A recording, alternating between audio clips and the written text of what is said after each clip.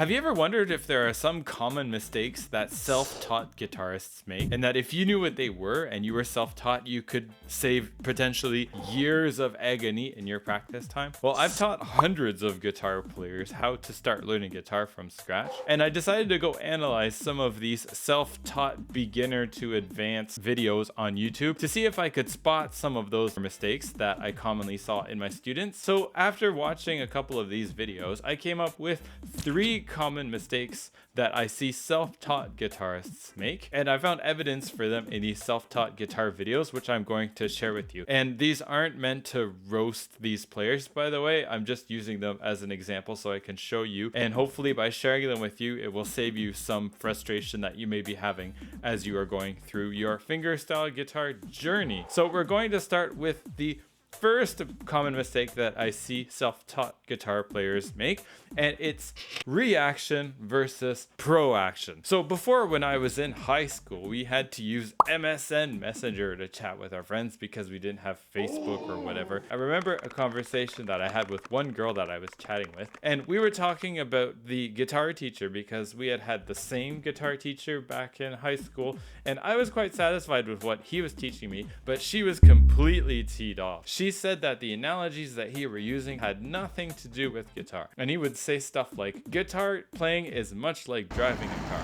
And my friend was like, WTF, how does that help me actually play guitar? But when I thought about it, the analogy did kind of make some sense. For instance, if you're driving a car and you're just staring at a dashboard, there's no way that you're going to be able to look in front and see that you're about to hit a moose. However, if you're looking straight ahead and actually preparing what's going to happen next, then you are going to be far less likely to run into any obstacles. The same thing goes with guitar playing. So if you're just looking at your fingers and only processing what you're playing at that time, instead of looking ahead and seeing what you need to do next, or even just thinking about what's going to come next in your guitar playing, you're going to be like that driver who's going to crash into a moose. You can see self-taught guitar players do this. For instance, I looked at Mango Guitar's video, and at the very beginning, when she's only 1 month into guitar playing, you can see this sort of compartmentalized playing, where she's only doing one thing at a time as she plays a riff. So she plays a riff that has to do with the left hand, she's staring right at that, and then next she has to play with her right hand, so she's going to stare at that,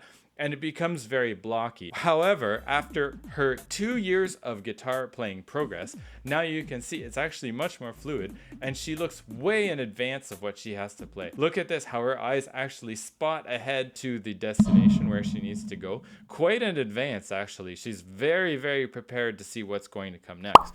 And this is something you can really use in your guitar playing. You don't even have to look at what's coming next. You should just be aware of what the next thing that you're going to play is. So being more proactive in your playing will help you a lot with more fluid chord changes. And another thing that will help you be more fluid is something that I saw in Midlife Guitar's self-progress journey video. And I thought this video was super interesting because now we get to see the point of view of an adult player. And as adult players, we are often struggling with this one issue for self-taught players because we are kind of fixed in our ways. If as an adult you're trying to learn a new skill that involves something physical, you're going to be more stiff and more awkward compared to, say, a child that learns it. And I think it's because of our mental baggage, because we're always used to doing some things a certain way. One thing that you're going to see a lot of self-taught players do at the beginning is be far too stiff. Now, I did talk about this recently in another video of the importance of being relaxed, but I wanted to take a look at Midlife Guitars uses one exercise which I think is actually pretty good.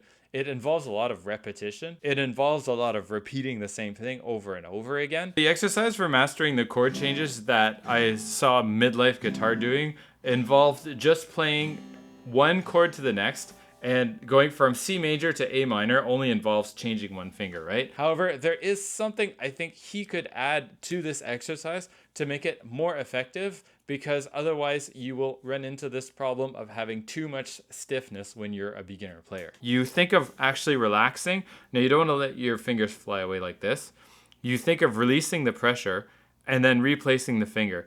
And you really should feel that as your finger is doing that transition movement from one to the next, that you feel it completely relax. So you do your first chord, you release, you relax, you go into the next chord shape. And only when you arrive at the destination chord shape, that's when you apply your pressure.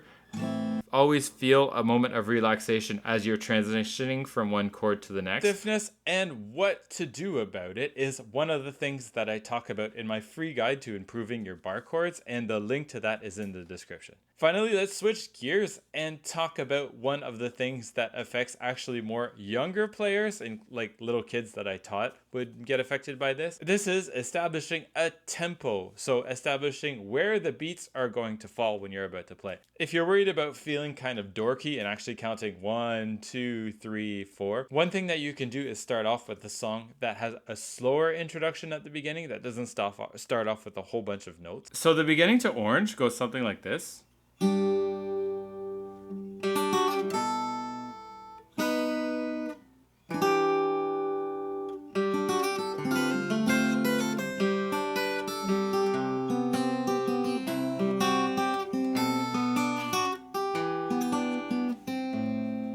And you can watch my full tutorial on the Sung Hajung version on this channel if you'd like to learn it. But what I like is that it starts off with a dotted half note, a very slow rhythm.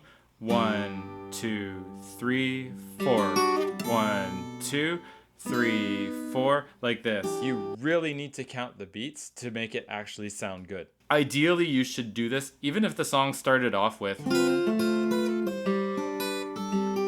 You should already have had one full measure of beats in your head, like 1, 2, 3, 4, 1, 2, 3, 4.